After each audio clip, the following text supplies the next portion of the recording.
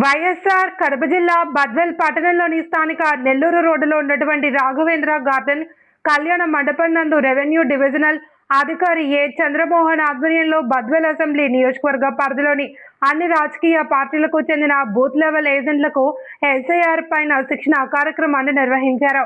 SIR అనేది ఇంటింటి గణన, ముందుగా నింపిన ఫారాలు మరియు పాత ఓటర్ డేటా ధృవీకరణ ద్వారా ఓటర్ల జాబితాలను ధృవీకరించడానికి మరియు సవరించడానికి భారత ఎన్నికల సంఘం చేపట్టిన ఓ ప్రక్రియ. మరణించిన, శాశ్వతంగా తరలి వెళ్లిన, నకిలీ మరియు పౌరసత్వం లేని ఓటర్ల పేర్లను తొలగించడం ద్వారా అర్హులైన పౌరులు విస్మరించబడకుండా చూసుకుంటూ భారతదేశం అంతటా ఓటర్ల జాబితాలు ఖచ్చితంగా ఉండేలా చూడడమే ఎస్ఐఆర్ లక్ష్యం. ఈ సందర్భంగా వారు తెలిపారు. ఈ కార్యక్రమంలో స్థానిక అధికారులు శిక్షణ కార్యక్రమంలో పాల్గొన్నారు. అలాగే ఓటర్ లిస్టు గందరగోళంగా ఉంది. దీంట్లో సరైన చాలా తప్పులు ఉన్నాయి. చనిపోయిన వాళ్ళు ఉన్నారు, ఊరికి 2 రోజులు ఉన్నాయి ఊళ్ళోనే. సో ఇలాంటి కామెంట్స్ వస్తుంటాయి కాబట్టి ఇలాంటి కామెంట్స్ అన్నీ కూడా రాకోకుండా ఒకటి. అలాగే గత 2002 నుంచి మళ్ళా ఈ సవరణ అనేది ఎస్ఐఆర్ జరగలేదు కాబట్టి చాలా గ్రామీణ వస్తున్నాయి. అవి సరైన గుర్తించే పరిస్థితుల్లో లేవు. రేపు పోలింగ్ సందర్భంగా పోలింగ్ అవసరం కూడా. సో ఇవన్నీ నిర్వహించే దానికోసం ఎస్ఐఆర్.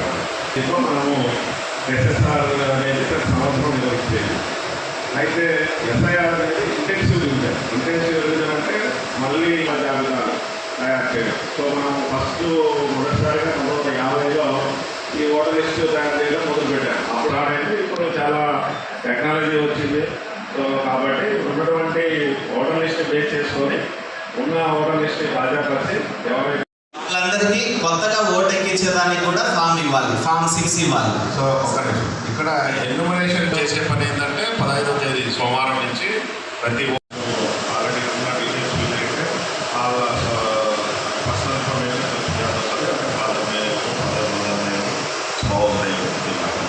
అలాగే ఎవరికి 2002 జాబితాలో వాళ్ళ ఓటర్స్ ఫాదర్ మదర్ కానీ వాళ్ళ లింక్ అయినా ఆ డీటెయిల్స్ చేయాల్సి వస్తుంది.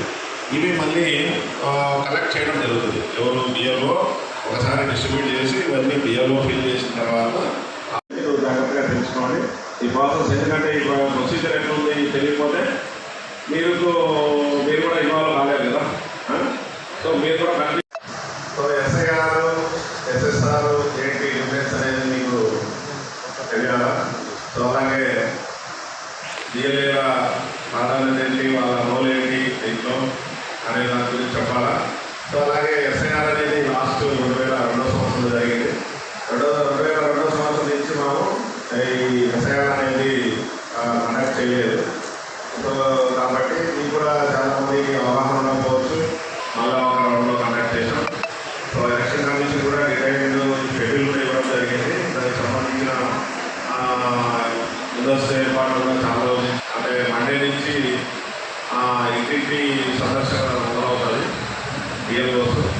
కాబట్టి డిఎల్ఓతో మీరు ఏ విధంగా సహకారం అందించాలి, సో మీ రోల్ ఏంటి, ఈ యొక్క ఎస్ఐఆర్ కార్యక్రమం ఏ విధంగా నిర్వహించబడుతుంది అనే దానికంటే పొలిటికల్ పార్టీస్ రిప్రజెంటేటివ్స్ మీరు. సో మీరు భాగస్వాములు ఈ యొక్క ఓటర్ లిస్టుల సవరణలో అయితేనేమి అలాగే ఎన్నికల నిర్వహణలో అయితేనేమి. ఎందుకంటే ప్రజలు ఎవరు కూడా ఓటేస్తారంటే కానీ అల్టిమేట్గా పోటీ చేసేది రాజకీయ పార్టీ నుంచినే కదా. కాబట్టి సో మీరు స్టేక్ హోల్డర్స్ అవుతారు కాబట్టి మీకు ఓటర్ లిస్ట్ తయారు చేయడం ఈ ఎస్ఐఆర్. సో అలాగే ఎస్ఎస్ఆర్ కావాలో ఉన్న ఓటర్ లిస్ట్ మీరు పెడతాము. మీరు అప్డేషన్స్ పెడితేనే దాంట్లో ఏమైనా తీసేస్తాం. అంతేగాని ఇట్లా పెట్టుకున్నారా లేదా ఈచ్ ప్రతి ఎలక్ట్రాన్ని వెరిఫై చేసి వాళ్ళు చనిపోయినారా ఉందా ఇంత కూలంకషంగా మనము పరిశీలించేది ఉండదు. సో దానికోసం మనం ఎస్ఐఆర్ అనేది అమలు చేసింది. సో ఇది మనకు ఉండే. సో లాస్ట్ phase 1, phase 2లో కూడా జరిగాయి. ముఖ్యంగా బీహార్లో ఓట్ చోరీ బాగా ఫేమస్ అయింది.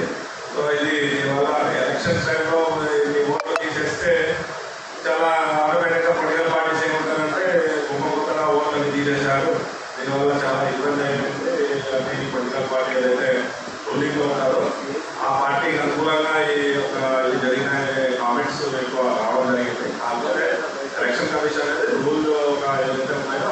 ప్రకారం ఏ పార్టీ అని కాదు, ప్రతి అర్హత ఉన్నటువంటి ప్రతి ఎలక్టాన్ని మనము ఈ యొక్క ఓటర్ జాబితాలో పొందుపరచడమే ఈ యొక్క ఎలక్షన్ కమిషన్ ఉద్దేశం. ఎలక్షన్ కమిషన్ ఆదేశాల మేరకు విలువ ఉన్నటువంటి సిఓ గారు అయితేనేమి, డిఓ గారు అయితేనేమి, ఈఆర్ఓ గారు, నాకు ఉన్నటువంటి స్టాఫ్ ఏఈఓ, తహసీల్దార్, కమిషనర్, అలాగే కింద ఉన్నటువంటి సూపర్వైజర్, డిఓ అందరి లక్ష్యం ఒకటే అన్నమాట.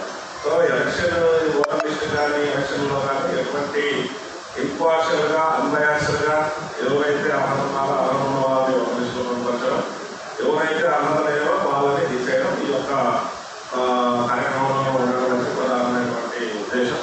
సో ఆ ఉద్దేశంతోనే ఆ గైడ్లైన్స్ ఇవ్వడం జరిగింది. ఆ గైడ్లైన్స్ పొందుపరిచే ఇంప్లిమెంట్ చేసే దాంతో భాగంగా మనము ఈ యొక్క కార్యక్రమాన్ని నిర్వహిస్తున్నాం. సో ఫస్ట్ ఇక్కడ చూడండి, eligibility for enrollment as an elector అంటే ఓటర్గా నమోదు కావడానికి మనకి ఏమేమి అర్హతలు ఉండాలి. ఫస్ట్ వాళ్ళు అక్కడ చూడండి, సిటిజన్ ఆఫ్ ఇండియా, భారతీయుడై ఉండాలి ఫస్ట్, అది మనందరికీ తెలుసు. Not disqualified under any law, 18 years on the qualifying date, ఖచ్చితంగా 18 ఏళ్ళు నిండి ఉండాలి. అంటే ఇప్పుడు చూడండి, జూలై 1వ తేదీకి ఎవరికైతే 18 సంవత్సరాలు నిండి ఉంటాయో వాళ్ళందరూ ఓటర్గా నమోదు కావడానికి అర్హులు. జూలై 1వ తేదీ, ఇంకా 15 రోజులు ఉంది. మీరు కూడా ఎవరైనా ఐడెంటిఫై చేస్తే వాళ్ళందరినీ కొత్త ఓటర్లుగా నమోదు చేయొచ్చు. సరే, ఇక్కడ చూడండి, అసలు ఈ ఎస్ఐఆర్ అవసరం ఎందుకు వచ్చింది అంటే frequent migration of the electors. అంటే ఇప్పుడు మన బద్వేల్లో ఓటర్ ఉన్నారనుకోండి, నెల్లూరుకి వృత్తిరీత్యా షిఫ్ట్ అయి ఉంటారు. సో అక్కడ మళ్ళీ ఓటు ఎక్కించుకుని ఉంటాడు ఎలక్షన్స్ వచ్చినప్పుడు. సో ఇలాంటివి జరుగుతూ ఉంటాయి కదా. రెండోది చూడండి, multiple entries of the electors at different places. ఇప్పుడు అతనికి బద్వేల్లో ఓటు ఉంది, నెల్లూరులో ఓటు ఉంది. మరి వీటిని ఏం చేయాలి?